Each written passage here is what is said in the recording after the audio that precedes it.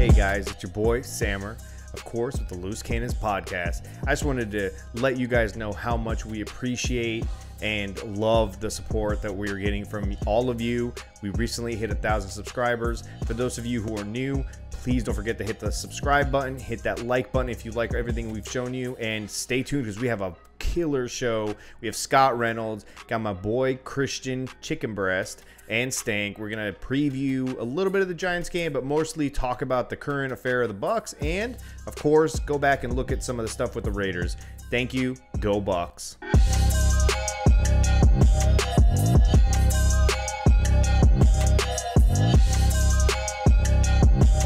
Welcome to another edition of the Loose Cannons podcast, brought to you by Red Cap Plumbing and Air, the only place I'll go to when I have plumbing shit coming out of the toilet issues, AC's fucking acting up and I'm sweating like a motherfucker, except my balls, because my balls stay dry because of the Manscaped ball deodorant. You guys definitely got to check out manscaped.com, use the discount code BABYOIL and get 20% off anything on the site and free shipping. Your balls will thank you. Your wife, girlfriend, boyfriend will thank you. All of it, everyone's happy down there. We are joined by PewterReport's Scott Reynolds. What's up, man?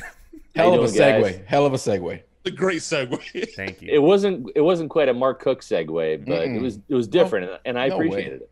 So Since Mark has turned 50, like, have you noticed, dementia kicking in? His segues aren't as smooth as they used to be. No, stop. Liver spots showing up on his face. Have you noticed anything weird with him? Well, ever since I posted the tweet on our Pewter Report account, where I put up the picture of Vita Vea wearing the 50 jersey, and I said, "What do Mark Cook and Vita Vea have in common?" Yeah. I haven't talked to Mark, so I don't know. It's been a couple days, but I haven't talked to Mark. But today he posted a bunch of pictures of himself when he was a child. He's going through it right now. It's obvious. It's obvious. It's the circle of life. He's back to being a kid. He's in diapers before you know it. I'm just saying. He's on death's doorstep. Sammer and I were talking about it today. Don't you dare Stank ever insult Mark in his segues. He is the king of segues. He is phenomenal, bro. I've never even rode a segue before, bro. I don't even know how to. Can tell. He's the Tom Brady of segues. I one day hope that I can be a segue king like he is, and somehow I can tell that he's a dad king, like he's a dad joke king. I can just tell. I can feel it. Yes. Oh yeah. I mean, God, I love it. And honestly, since he's 50, he's gonna level up, right? It's like once you're 50, like the dad jokes, like you just like level up. You go from like beginner, intermediate, whatever level you are, to like advanced or excellent or supreme or Pro Bowl or whatever it is. But he's leveling up at 50 now, no doubt about it. Speaking of leveling up, the Bucs have leveled up. Segue. Yeah. Wish I had one of those yeah. fucking horns. Yeah. Like the morning zoo. The Buccaneers have surely leveled up at quarterback. Tom Brady is performing like I don't think any other quarterback has ever performed at his age. That game against the Raiders, one of the best games. I've watched Tom Brady since he was a New England Patriot. One of the best games I've ever seen him play. What are we seeing out there from what we saw in week 1 against the Saints to what's happened the last 2 weeks now with the offense as a whole and Tom Brady? Really, what you're seeing is the NFC Offensive Player of the Month, and rightly so. 12 touchdowns and 1 interception during the previous month. And really, what I tell people, and I do a lot of national call-ins, especially the Buccaneers being kind of the flavor of the year right now. Didn't get too many calls from national radio shows and things like that over the last couple of years, but surprisingly, I'm getting a lot this year. But what I tell them is, I said, Tom Brady does not look 43. You flip those numbers around, he looks like he's 34. I mean, legit. He looks like he's 34. And that's one of the things that I think in training camp, when I had the first opportunity to look at him, and I remember that very first training camp practice, he unloaded a 50-yard bomb to Scotty Miller on the money. I mean, hit him right in the numbers, right in the hands, actually. Just it was an amazing throw. And it's like, wow, this guy still has it. He's got the arm. He's got the accuracy. He's got the touch. He's got I think that the thing that blew me away, and you can really see it when you're right there, and there's something about proximity, right? It's like when you're watching it on TV or at the stadium, it's one thing, but when you're right there on the sidelines and you're literally 10, 15 yards away from Tom Brady and you're seeing him like look off to the side, and you know that he knows exactly what the defense is. And if they're going to audible, he knows exactly what the audible is going to be. And he knows exactly which matchup he wants to exploit. And I think that the beauty of this is it's not forcing the ball to Mike Evans. And it's like, I think Jameis Winston was his own worst enemy at times last year and in years past, where he would force the ball to Mike or Chris. And you just don't see that with Tom Brady. It's like the last couple of games, it's like by halftime, he's thrown the ball or targeted 8 or 9 different guys. He doesn't care who's getting the ball. You know, who gets the ball? The open guy. That's the way it should be. That's what Bruce Arians said from week 1 last year. And he tried to get that across to Jameis. And it's like when you would see, and, you know, Mark and I were there in London for that Panthers game. You know, it's like Jameis forced the ball into Mike Evans. First play, picked off, you know. I'm amazed at how he wins plays before the snap. He identifies what defense and then he knows where he wants to go with the ball. And it's just he is leveled up to the maximum level. There isn't a coverage he hasn't seen. There isn't a player he hasn't studied. He just has this encyclopedia of information up here, and he wins here, and he's still got the arm to win there too. But Scott, what about my fantasy team, dude? Like, I have Mike Evans, and yeah, I'm a Bucs fan, but really, yeah. I'm pissed off right now because of course you are. Mike isn't catching the ball, and I lost the last couple weeks, and I don't really care about wins and losses, man. I just care about fantasy stats. What the fuck is going on with Mike Evans? Yeah. Are the Bucs gonna trade him? Go. No, the Bucs are not gonna trade him. No, your post this week is great, Scott, by the way. No, thank you. I appreciate it. What I said on Twitter was I just said, don't be that dumbass. Don't be that dumbass national writer or reporter who's going to, start this. Well, I'm sure Mike Evans is unhappy with his lack of targets, and he probably wants out of Tampa. No. Mike Evans has been here since 2014. You know what the record was in 2014, guys? It was 2-14.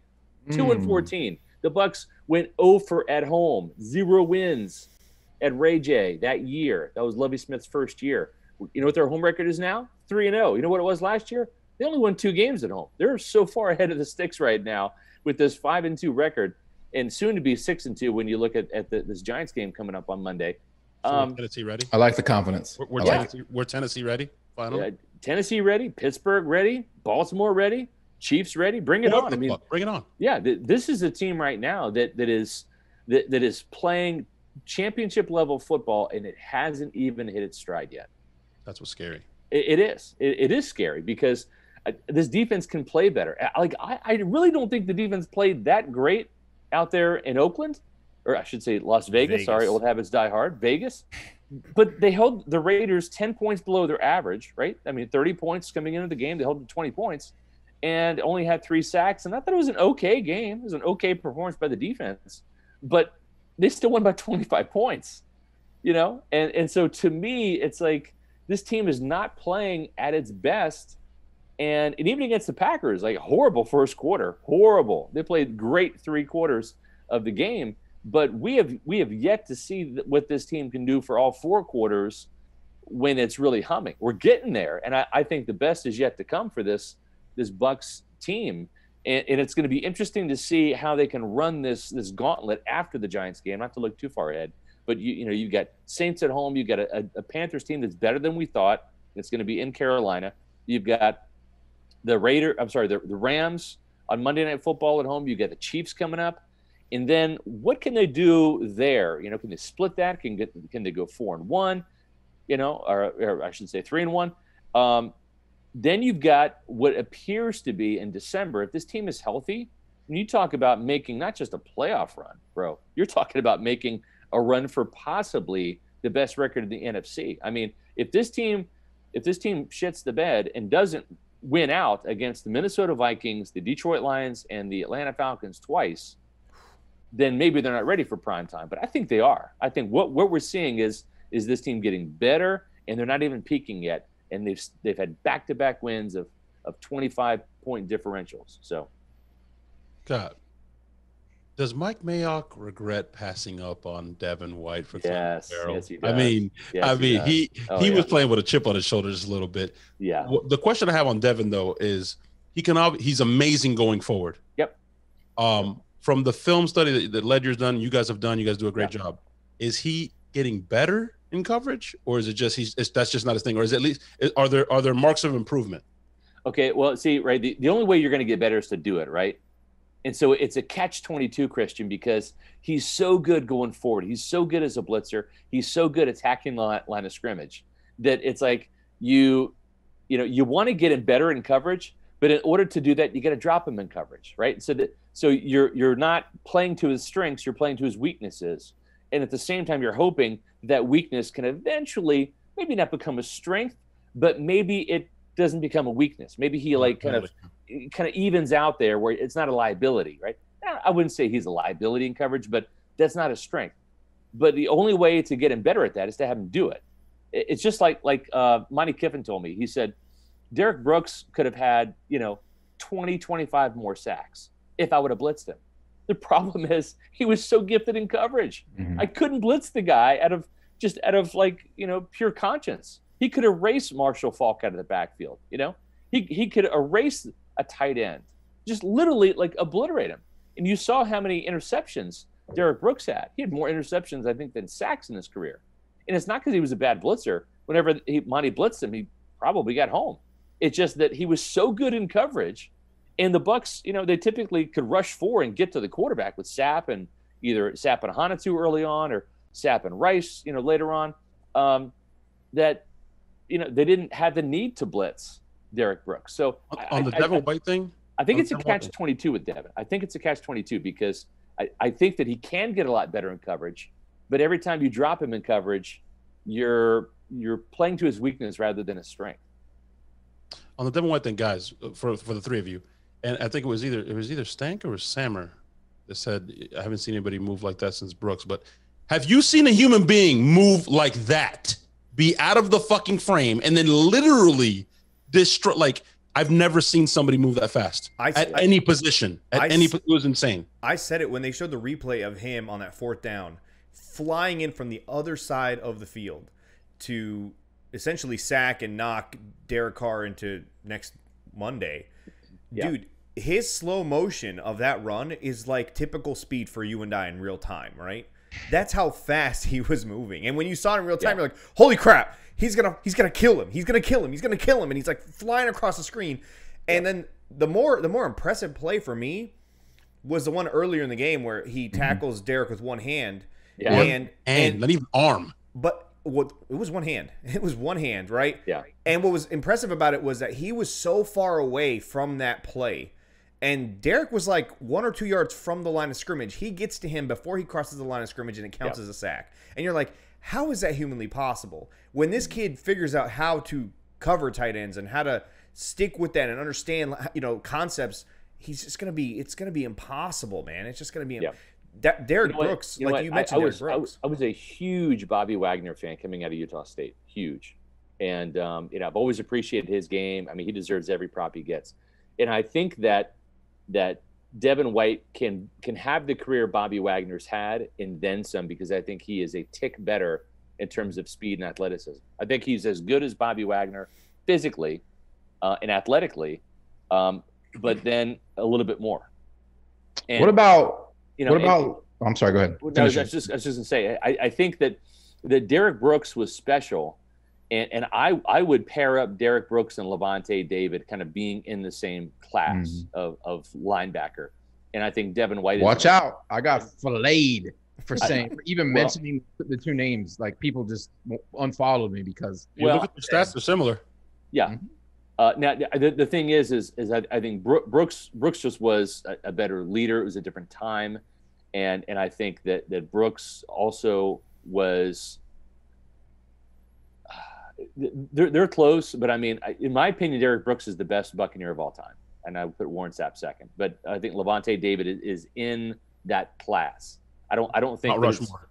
Yeah, I think when you're talking Bucs defense, Bucs linebackers, that he's there. Devin White is certainly not there yet. I mean, he's only in his second year, but athletically, he's better than Brooks, and he's better than Levante David, and just in terms of that speed. I remember tweeting out Devin White's 40 time. It was like 4.4 or something like that. 4.41. 4.41, right? I tweeted it out, and I said, Tampa Bay Buccaneers linebacker Devin White just ran a 4.41, if that's what the time was, on Twitter, like at the combine when he did that. And then I copied the tweet and I sent it to Jason Light, and he replied with like laugh out loud, but it's just like, it was a foregone conclusion, man. Like you're going to draft this guy. The only way you're not is if the Raiders, circling back around to your point, Christian, if the Raiders take him at number 4, which they should have. They should have. Their linebackers are trash. And Cleveland Farrell had no business being drafted that high. No. Speaking of our GM, he kind of went in hard on one of your boys, on Ledyard a little bit, for being critical of the pass rush in the first quarter, which I thought was completely fair. Oh yeah, of course it was. Yeah, you said the Raiders look fantastic. Good. Yeah, the Raiders looked good in the first quarter. I thought Gruden had a great game plan. They were kind of dicing us up a little bit. I think the difference is these guys, now have a lot of games under their belt in Bowles' defense. Mm-hmm. Bowles feels comfortable enough to make changes that seem to be really working. I mean, we've seen completely different teams quarter to quarter. Yeah. And you got to credit Bowles. I'm sure he's making adjustments. Something that it's been a while since Bucs fans have been able to see. Usually when the floodgates open, they stay open. And it seems like they're able to patch those holes and get back to doing what they do well. And that's what we saw in, I want to say Oakland again. That's what we saw in Vegas. And I hope we continue to see that. I want to see a dominant start to finish game on from the defense as well as the offense. So I think Ledyard was right, because we weren't getting a pass rush. They were marching it down the field at will. And that seems to be a little bit of a concern. JPP and Barrett not getting home early on in games. Obviously they ramped it up towards the end of the game, but well, hopefully I think you're going to see. Now the thing is that the Raiders offensive line, if you I'm sure you guys watch the game, right? You watch. Yes. They're massive. They're big human beings. Mm-hmm. And sometimes sometimes just size, you can engulf a smaller guy. And I think that's what happened a little bit. I don't think that offensive line was necessarily better. I just think that sometimes, just from a size standpoint, just like, if you're a 300-pound center going against Vita Vea, good luck. I mean, I don't care what your Pro Bowl credentials are.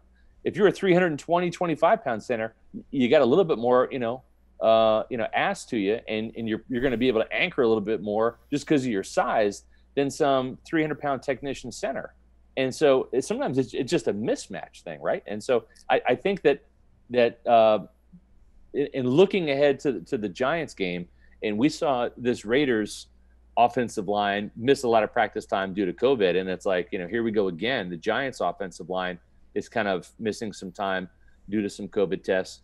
And I tell you, when you look at the number of sacks that the Buccaneers have this year already, and they got 3 against the Raiders. They've had 3 games where they've had 5 or more, and I think this is going to be another one of those games. Last year, if you remember, against Daniel Jones, they had 5 sacks at Ray J. Shaq Barrett had 3 of those. Mm-hmm. Right now, the Buccaneers have 25 sacks on the year, 1 behind Blitzburg, who has 26. And you look at this Giants offensive line, and Andrew Thomas. What did the Giants screw up? They should have got Tristan Wirfs. Andrew Thomas has given up. Are you ready for this?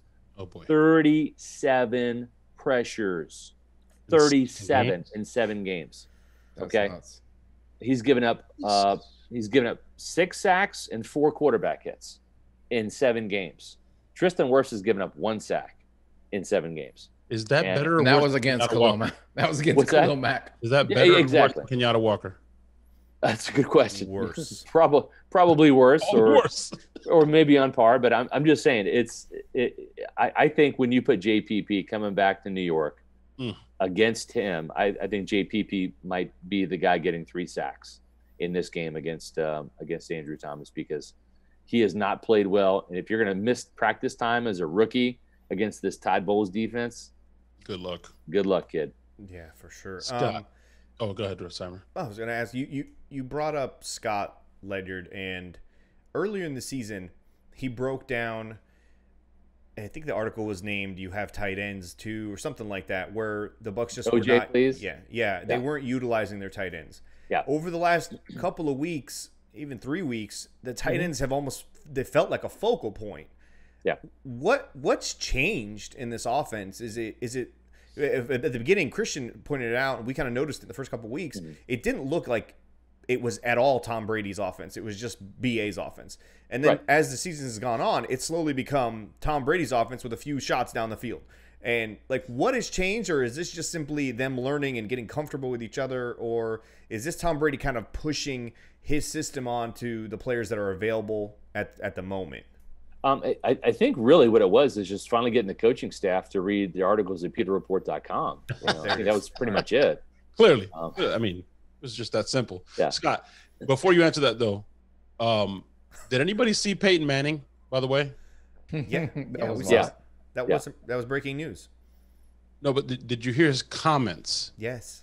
It said he's going to his fifth read because he knows that play. And he said why they let somebody, if they paid or if they won a gambling ticket and allowed a fan to call plays or whatever was going on. I don't know what they were doing the first 2 weeks, but that's Tom's offense now. Scott, let you go. Sorry. Well, I think what it is one thing that Bruce Arians has always done with wherever he's been is he allows the quarterbacks, when they have that final meeting on Fridays, okay, they're putting together the game plan. What did you like that we used in practice, and what did you not like, right? And so right there, that's where they cross out plays and they highlight and circle plays. And so I think with Tom likes to be precise in practice, right? He's a practice player. It's why he's so good. Practice is so important. And if it worked well in practice, it's getting highlighted and circled and all that. So I think the great thing is it is Bruce's offense, but he lets the quarterback, and he did this with Jameis last year too. This is nothing new. He did this in Arizona with Carson Palmer, did it in Pittsburgh with Ben Roethlisberger. He lets the quarterback pick the plays. And I think that Tom has just gotten to the point where he's really comfortable with the certain plays that they're having success with during the week. And he's got more of a rapport with these players. That's why you're seeing the pinpoint throws where only the receiver can get it. You've seen the interceptions go away. And it's not to say Tom's not going to throw another pick this year, but it's certainly not like it was the first couple of weeks. Have we seen an out pass to Justin Watson since? No, we haven't, have we? No. So it's like, that's what I'm talking about. He lets the quarterback decide what passing plays they want to run. And I think that's great, because guess what? Byron Leftwich isn't making the throws anymore. He's retired. Bruce Arians is not making the throws. It's the quarterback's offense. And so I think that what Byron does then is Byron, has kind of the command of the down and distance, and he decides whether it's going to be run or pass. But he's looking at a list of pass plays that Tom likes. And it's no surprise now that Tom really feels like he understands this offense. Gronk understands this offense. And that's why you're seeing a lot more Gronk stuff. Tom's not dumb enough to force the ball into Gronk in weeks 1, 2, and 3 when they didn't have this offense down. Chris Godwin had the offense down. Mike Evans had the offense down. Even Justin Watson and Cam Brate and O.J. Howard and Scotty Miller had the offense down. They played in it last year. So I think you're seeing now Gronk on the same page with Brady and Byron Leftwich and Bruce Arians all on the same page. That's why Gronk's numbers are going up.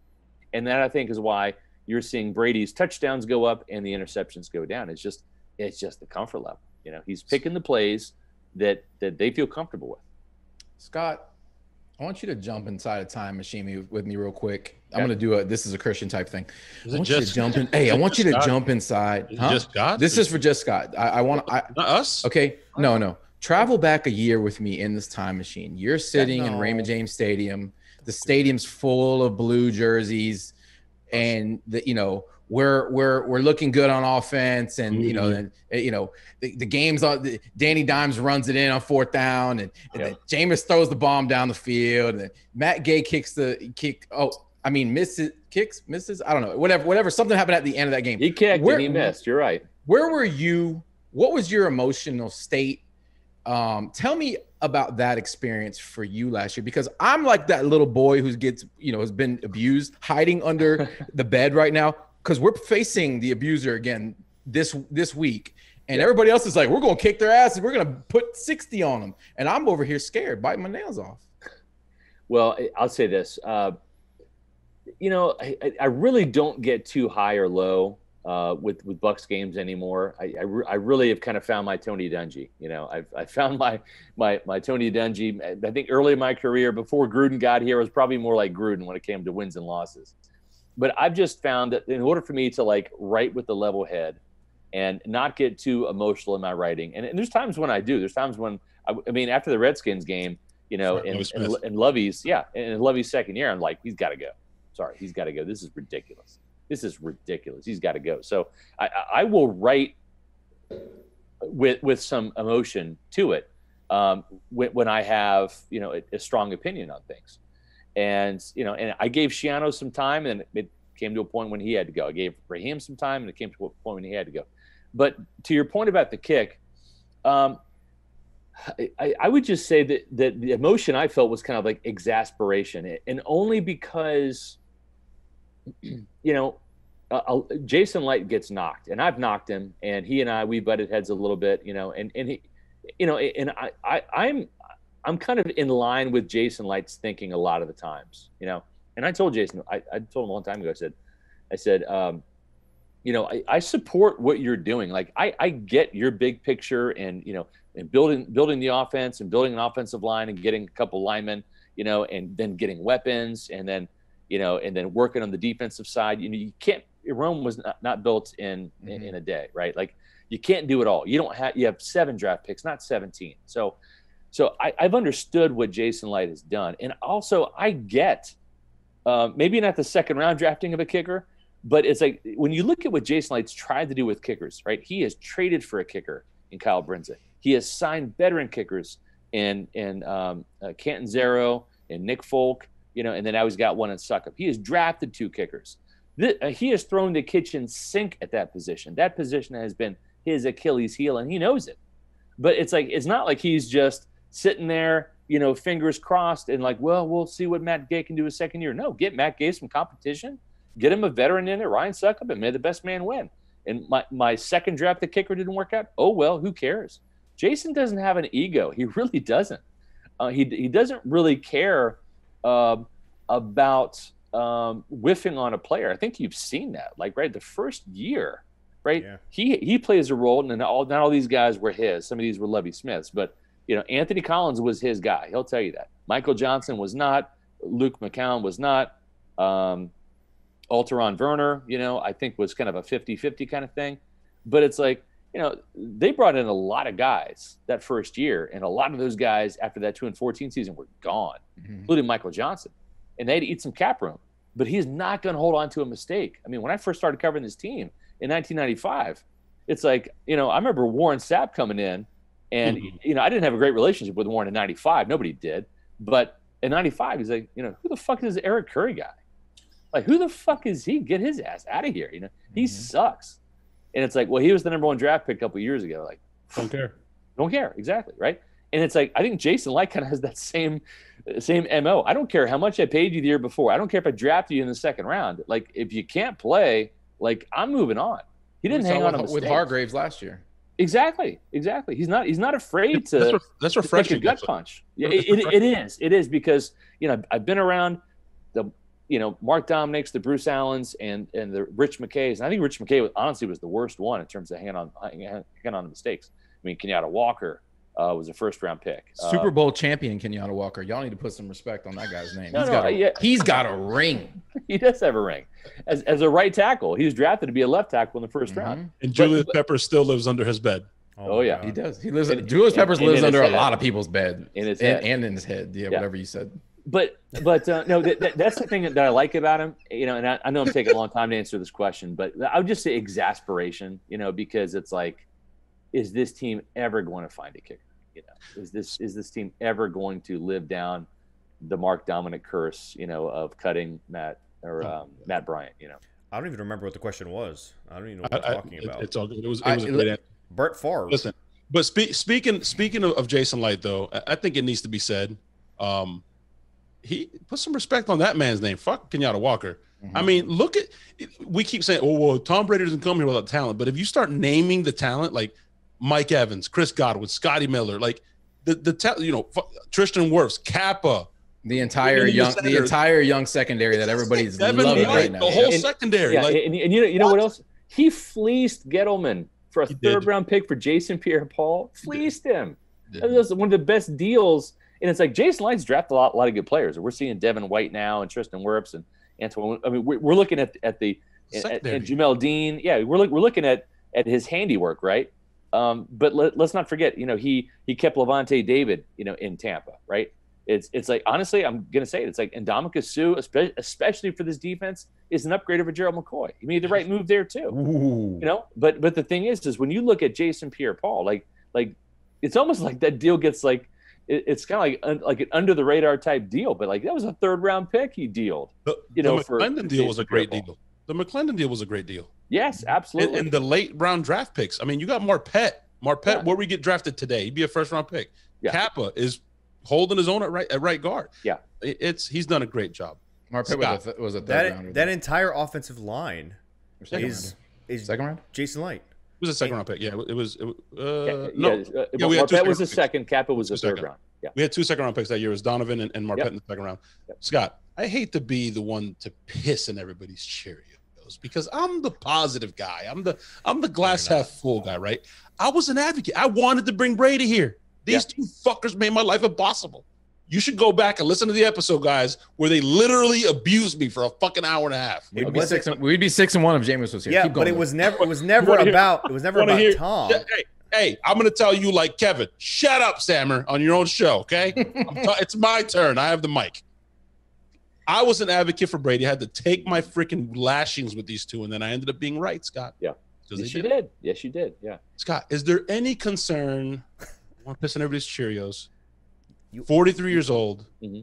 I don't know what the average is, but I'm sure you know. If not, Greg Allman knows for sure. Oh, of course. Yeah. He knows everything. He would be the one to know. What he's averaging as far as attempts per game, but it's got to be in the high 30s, low 40s. He already took a veteran day off last week. Mm-hmm. Is there any concern about his arm? Because it hurts. I know he does TB12 and the plyometrics, and he's got the dude rubbing him down with Beck's oil, Beck's baby oil. Yeah. But is there any concern for later on in the season? They're gonna have to find more balance. I don't think so. I think they want to find balance, which is a good thing. I think because of what it says. Believe it or not, I mean, I'm a proponent for passing the ball. I mean, I love defense. So actually, I bite my tongue. I don't even like passing the ball. But from an offensive perspective, if I'm putting on my offensive glasses, I like passing the ball. I think that in this day and age, if you want to establish the run, do it on second and third down, pass on first down, and then run to your heart's content on second down. But when you're predictable coming out and running the ball on first down and you get 1 or 2 yards, then you have to throw on second down pretty much. So to your point about Brady, I think that the more this team can have those 150-yard games like they had against the Green Bay Packers or the Carolina Panthers, where you've got, the big touchdown jaunt from Leonard Fournette, the more that they can have that production in the fourth quarter and cool Brady's arm in the fourth quarter, I think it's going to help, right? Because all that stuff's cumulative. But I haven't seen any signs of Brady's deterioration. Here we are in week 7, but I haven't either. I should have said, proper context. I haven't either. I'm not saying his arms look, but I was just because of the veteran day off last week. I was like, Well, no, and I think that's smart. But at the same time, though, guys, we saw, and you better knock on some wood, but we saw, I mean, the hamstring was the injury du jour in December, right? Jordan Whitehead, Scotty Miller, Mike Evans, Chris Godwin, that's 4 starters that went on injured reserve in the month of December. And I'm telling you right now, if this team had those 4 guys, or even 3 out of the 4, you pick it. They win those 2 last games. They beat Houston. They beat the Atlanta Falcons, and they're 9-7. And unfortunately, Tom Brady probably isn't here. I think they probably would have kept Jameis Winston at that point in time. It's crazy how things work out, right? But yeah, it's something to be concerned about because we're not even halfway through the season yet. On Monday night, it'll be halfway through the season, so we'll have to see. Speaking of wide receivers and hamstring injuries, last time you were on the show, this is kind of the elephant in the room. I can't believe you guys haven't asked him this. We talked about the possibility of Antonio Brown. Yes, right. And the oil. That's right. And you compared him. Great analogy, by the way. Fucking great story. Great analogy. It was great. You compared him to throwing ice cubes in a vat of frying oil. Yep. Now, since that episode, that move has happened, and we've gotten a little more context from Bruce in terms of what their mindset was, what their thinking was, how they went about it in terms of talking to all the team captains and the leaders in the locker room, and what they've said to Brown himself. With all of that bundled in, what are your thoughts on the Antonio Brown signing / insurance policy, as we call it? Yeah, I'm okay with it. And see, if you remember, Briar Greaves. Yeah, yeah, Briar Greaves Insurance.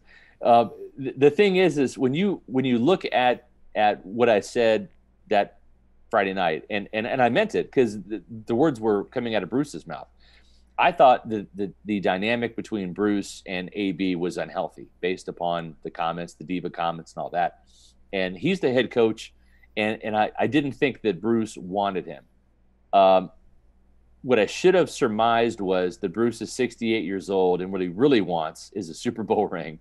And Tom Brady's 43, and he would love to get another one. For Tom Brady, it's not just about 7, right? It's not just about ring number 7. Tom Brady has a chance to do a couple of special things, really unique things. And when you're already, you're going to be the all-time leading passer in the NFL, right? Like it's you and Drew Brees. You've already passed Brees for at least for a week in the all-time touchdowns list. But like you can put a couple things completely out of reach. And one of those things is no team has ever hosted the Super Bowl and won it in the same year. Tom Brady can say, I was part of that team in Tampa that got that done. The second thing is only one other quarterback has won a Super Bowl with 2 different teams. That is his good friend and nemesis, Peyton Manning, who did it with the Colts and then the Broncos. But Manning did that within the AFC. Tom Brady can be the first quarterback and only quarterback to do it with an AFC team and an NFC team. So I think for Tom, again, he's leveled up. He's done all these brilliant, wonderful things, but he's looking for that next challenge. He's looking for that next thing that he can do that separates himself from everybody else. Because at the end of the day, Tom's competing against himself, really. That's how he looks at it. He's competing against how great can I be? And getting that 7th ring, I don't know who's going to win 6, right? But I don't know who's going to win 7. I don't know if anyone will ever win 7 rings again, right? Belichick might not have 7 rings when it's all said and done. So I think that he's looking to put himself in a different class. And if AB can come in and be that insurance policy so they don't have a game like they had against the Chicago Bears, where you got Mike Evans hobbling around and Scotty Miller hobbling around and no Chris Godwin, and the offense sputters in the red zone, and you never know who's going to test positive for COVID in the playoffs and miss a key game or the Super Bowl, right? So why not have another 7-time Pro Bowl guy on this roster and rent him for 8 games, right? It's a mercenary tactic, right? But if you want to win, if you're all in, then be all in. So if Bruce is okay with it, I'm okay with it. Yeah, and we're talking about a guy who, for a lot of years, was the best receiver in football. I mean, we're not talking about just anybody. Antonio Brown has done some shit on the football field that no man his size should ever be able to do. Right. I mean, maybe outside of Steve Smith, just been able to dominate in every facet of the game and play out of the slot, play outside, do it all. So, I mean, if he has 90% of what he used to have, and the fact that he already is, familiar with Tom because he played a game with him last year. Yeah. He's familiar with Bruce's system, big time bonus there. Yep. And who knows how long they've been talking about this behind the scenes. Perhaps AB's had the playbook for a while. Perhaps Leftwich has been. He's friends with Leftwich. Right. They played together. They practiced together. Well, and you know what, and Stank, I think you're onto something here because Leftwich played with him in Pittsburgh. Mm-hmm. You had Larry Foote, the outside linebackers coach, played with him. He was a linebacker for the Steelers at the time. Antoine Randall, right. Mm-hmm. In 2010, they shared a season together. Bruce Arians coached him. So, and Tom Brady played with them for a game, and he had 4 catches, 56 yards, and a touchdown against the Dolphins for the Patriots. So there's enough presence in that building where I think that they can kind of corner and corral the AB personality and like contain it, and then bring out AB the player, which is what they want for 8 weeks. It's 8 weeks. That's it. If he comes out and he ends up not having missed a step during his off time, he will be again the best receiver in the NFL. He will. Could be. That's that. And you know what? And it's such an allure. It's the allure that got Leonard Fournette to Tampa. It's you come here, you win, you have a chance to win a ring. You got a chance to play with the greatest quarterback of all time in Tom Brady, and you have a chance to rehabilitate your image. Like you come here and you shut up and win, and man, like you're going to be a hot commodity either in Tampa or elsewhere come March. And I think that's appealing to a guy like Antonio Brown, who needs to rehab his image big time, right after what happened out there in, with the way it ended in Pittsburgh, right, and then with Oakland. And even in just that one game in New England, he had a cup of coffee with Bill Belichick and he was gone. So I think that's the lure is come here, be on your best behavior, shut up, play football and win, and then cash in March. Not to hog the questions up here, but I have a question that ties in deeply with this because I've been thinking about this since the beginning of the season. Brady's here, Gronk's here, AB's here. If we're not in a COVID year, the circus is in town in Tampa 24/7. The media trucks are parked out in that parking lot 24/7. The fact that the circus isn't here and the camera's not in AB's face, and he doesn't get to play it up for anybody. Point. That's a fantastic point. Couldn't that be also another benefit here? It's a fantastic point. Yes.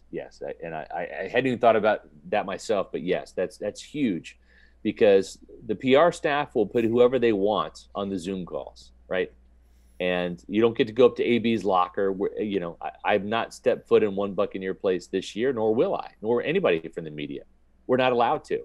And, I've yet to actually meet Tom Brady. I've not shared physical space with him outside of when he came here for a joint practice in 2013, which I believe, or 2012, Greg Schiano's first year in Tampa.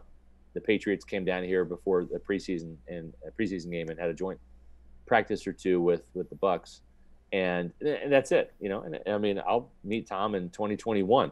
But yeah, I think it's a fantastic point. Is that the media is not going to be on top of AB, and AB is not going to say things that are going to self-destruct him or detonate this chemistry right now that the Buccaneers have, and that's a good thing. That I gotta commend you, Scott. You were a fucking pro. You complimented Stank, and I'm totally gonna use this, by the way. You complimented Stank while also patting yourself on the back at the exact same time. How did I do that? That was like subconscious. I didn't even realize that.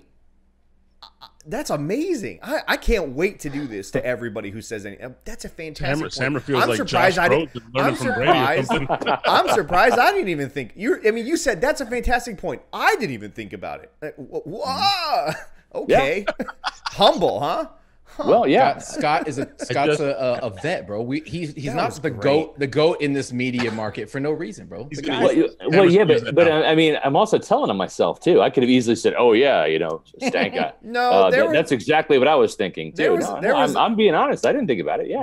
I just want the name Stank Bastard in the next Fab Five, somewhere in there. There was a respectable level. Done. There was a respectable level. I'm writing it tomorrow. Pompous. Done. There was a respectable level of pompous to that comment, and I can't pretend I didn't hear it. I mean, that was amazing. But it was unintentional pompous. Sam. I didn't hear that. That's what makes it so good. I didn't hear that. That's what makes it so good. That's literally what I'm about. I'm so humble, and you were talking about Tom Brady is like leveling up. It's Tom Brady against Tom Brady. That's how I am. How humble can I be today versus how humble I was yesterday, right? That was so fantastic. good. That was so good. God. Can't wait to use that. That was Scott, amazing. I know we've been throwing that around since a couple years when we got Deshaun and all that stuff. Mm-hmm. But I think it's safe to say we can legitimately all say Weapons for Winston. How legitimately? I really thought you were going there. You're a defensive guy, Scott. Yes, right? I am. Yes. How the fuck do you stop this offense? I heard your podcast. You guys were talking about it on the huge pass play to Gronk down at the 4. Mike Evans was open for a touchdown. Scotty Miller was open or over route, probably scores a touchdown. He goes to the open guy, which is a busted coverage to Gronk.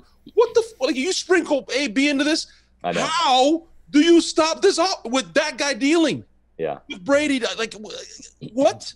Penalties. That's how we stop our offense, by stopping it ourselves.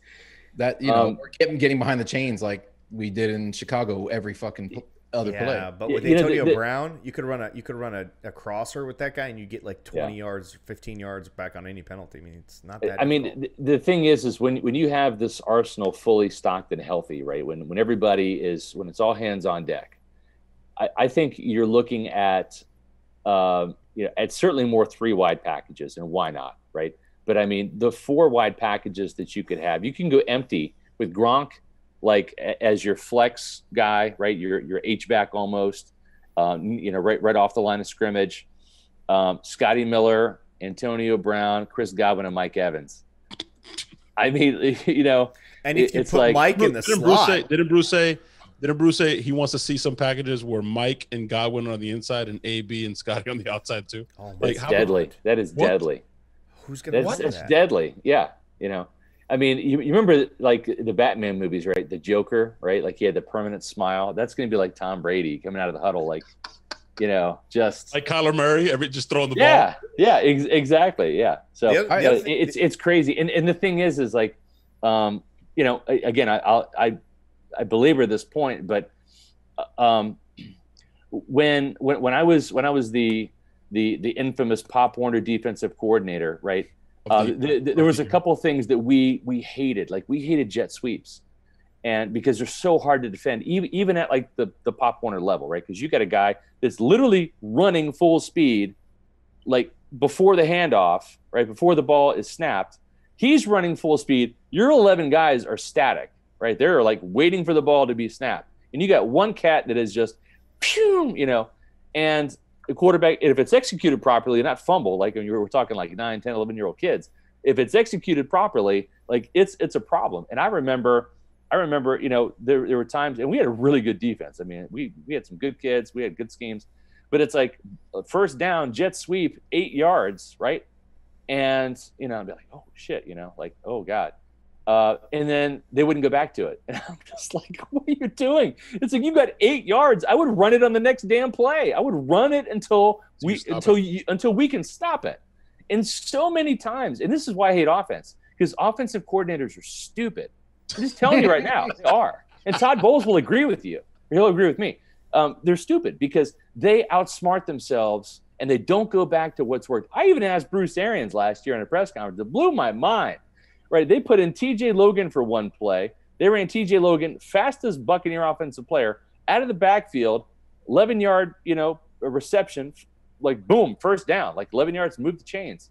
And I said, Bruce, why didn't you go back to that play? And he scoffed at me in the press conference. We don't run to play twice. We don't run to play twice. I'm like, are you kidding me? That's right. I remember that. Are you kidding me? But 2 weeks before that, he had said that thing about stomping in the mud until the rain came out of it or whatever. I know, right? Pick one. Yeah.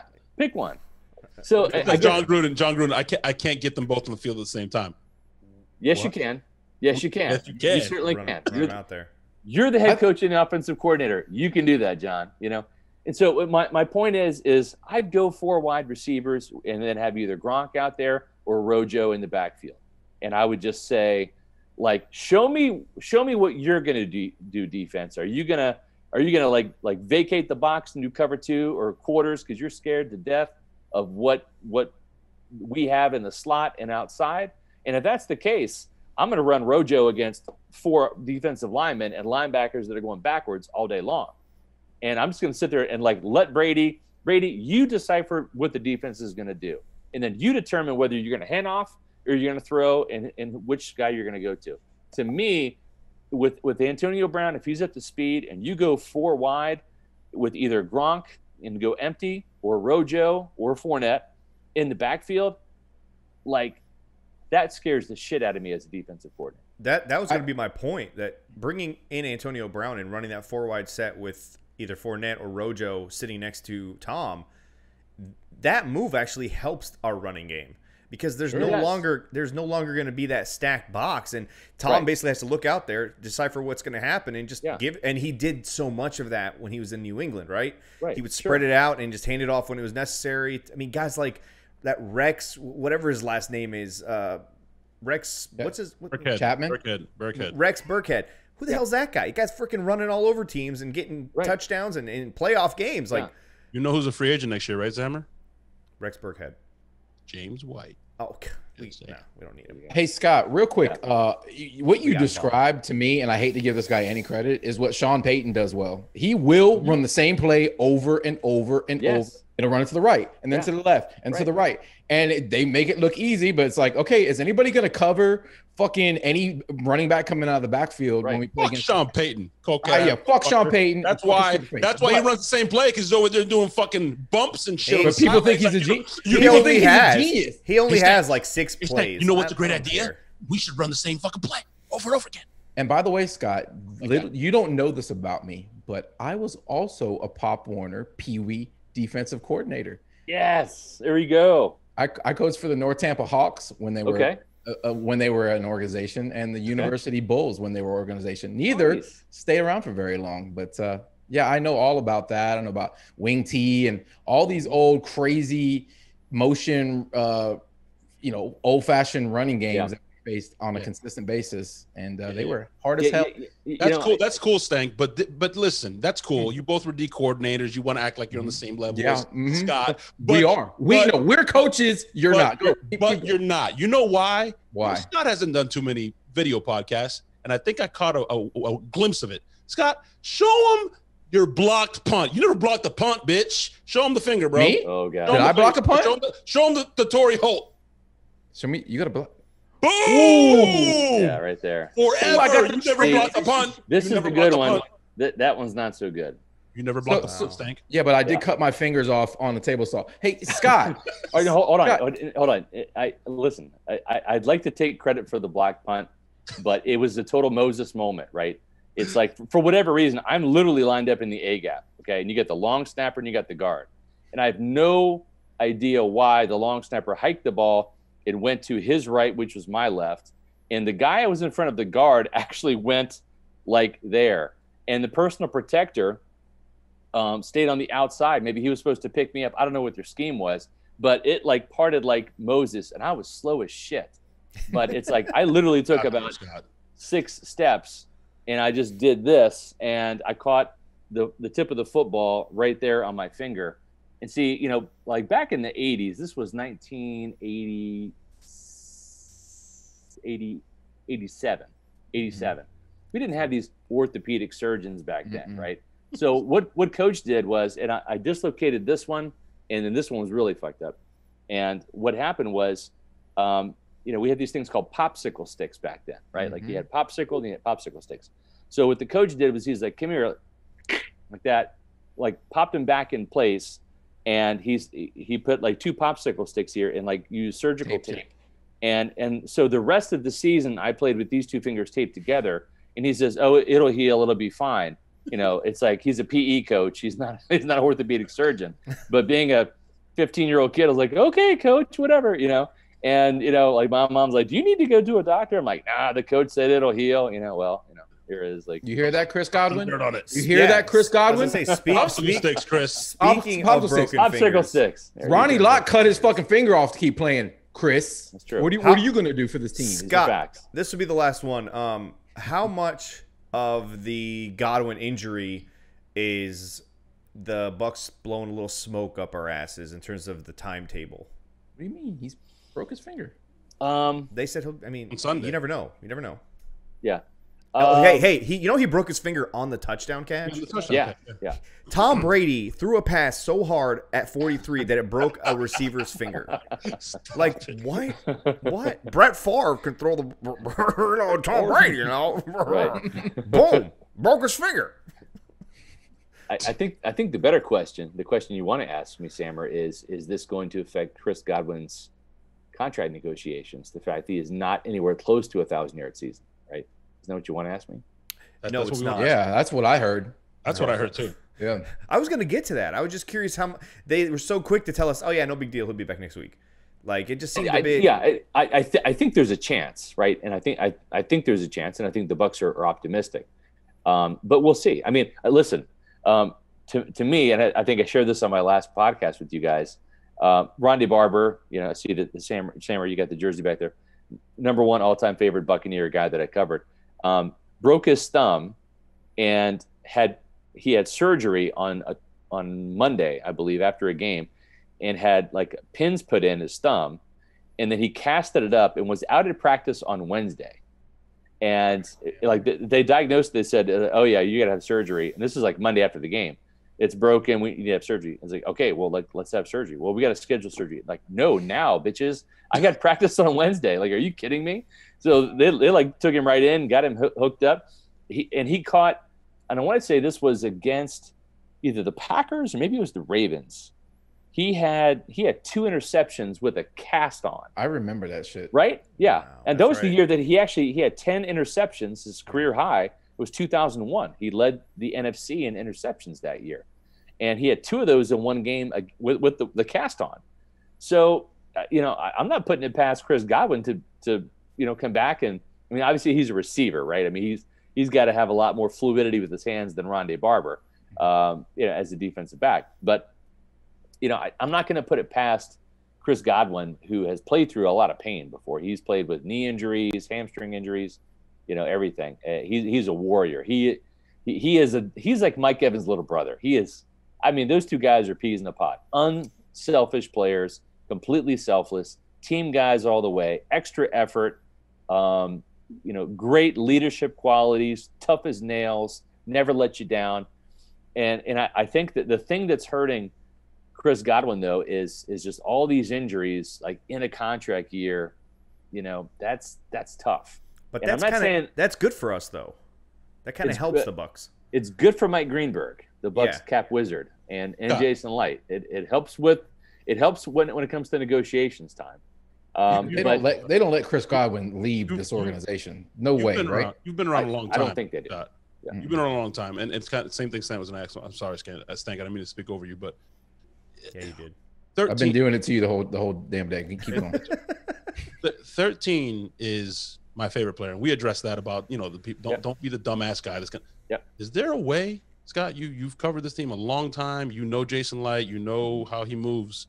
Can we keep both of them? Is that realistic? Yeah. With the cap going down next year, and that's going to be tough. That's going to be really tough, and you got to make some cuts somewhere, right? And Donovan Smith. Sorry. Yeah. Cam Brate. Sorry, brother. Yep. I think you're hot on the trail right there. That's 2 guys for sure.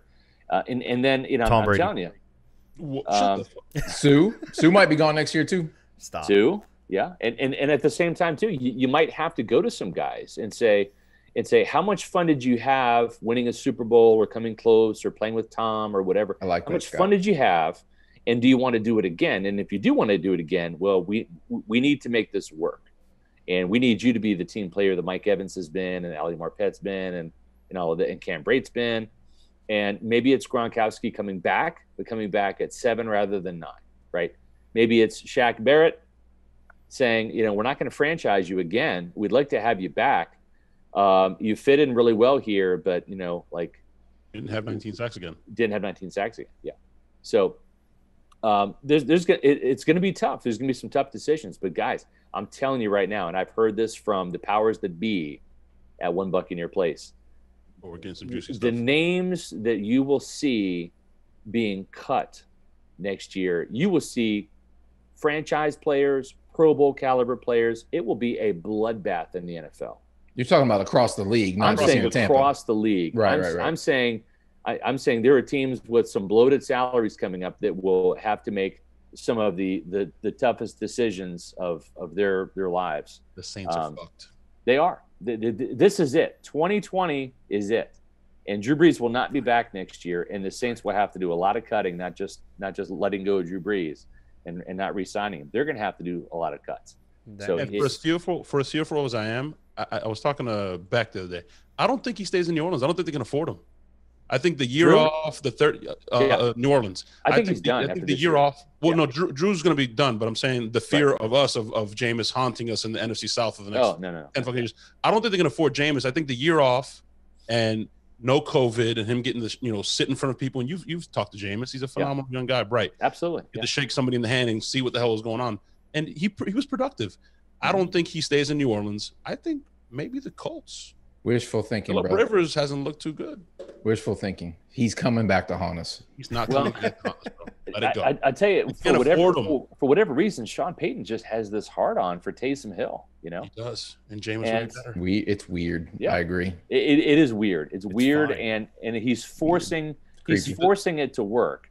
And it's like, if Jameis Winston's your number 3, and you're that married to Taysom Hill at number 2, that just kind of speaks volumes. Taysom's his dealer. He's his dealer. Listen, but if Breeze goes down for one game this year and Taysom has to start and take the majority of the snaps, that is out the fucking window. When he's forced to throw the ball more than 10 times in a game, it's happening. Week 9.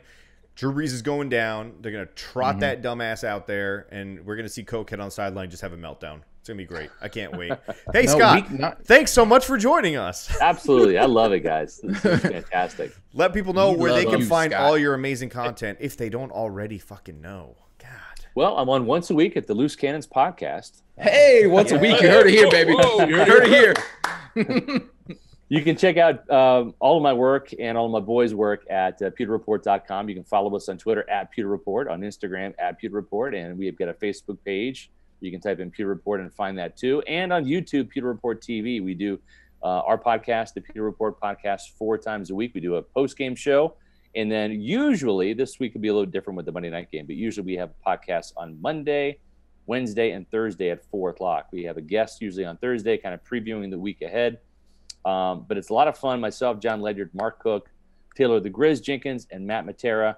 And appreciate you guys having me on once again. We appreciate you, just as much fun as it was last week. So we had to let you come on here and explain yourself after the AB comment. Now that there's different context, right? Listen, you called him out, Sam, or you did it.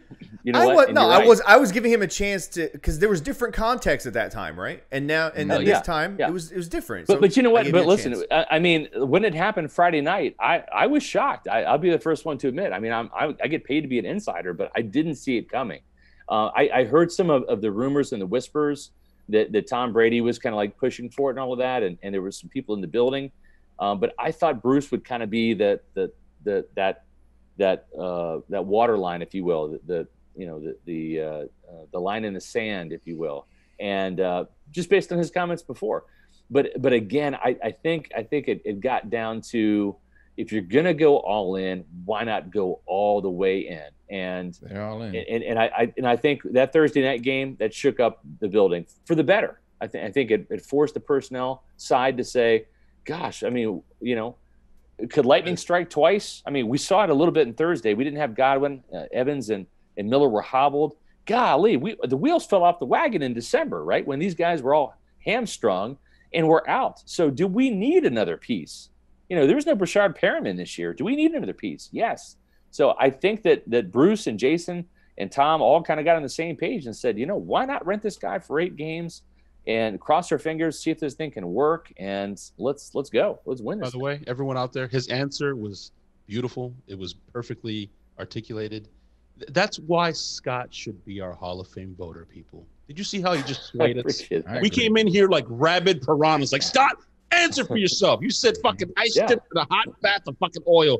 And then by the end of it, I was like, I get it. And I was wrong. And I'll be the first one to admit when I'm wrong. I'm not that guy that tries to. We should start a hashtag. John Lynch and he's been on twice. He's been on twice, and he has done more for Rondé Barber's potential Hall of Fame, career voting next year. And John Lynch too. Than anybody else, right? I mean, 2 podcasts. He's put the case together. Put Rondé in fucking Hall of Fame. He deserves it. There's no doubt. That's what we'll do. Next time we have you on, we're not going to talk anything but I'm going to let you give us the Rondé Barber pitch. That's it. I got it. That's the next episode. We'll do it. Thanks for joining us, Scott. Thank you, guys. Have a good night. Appreciate we always guys. have fun with you. You know your shit, man. Thank Go you. Bucs. All right, go Bucs.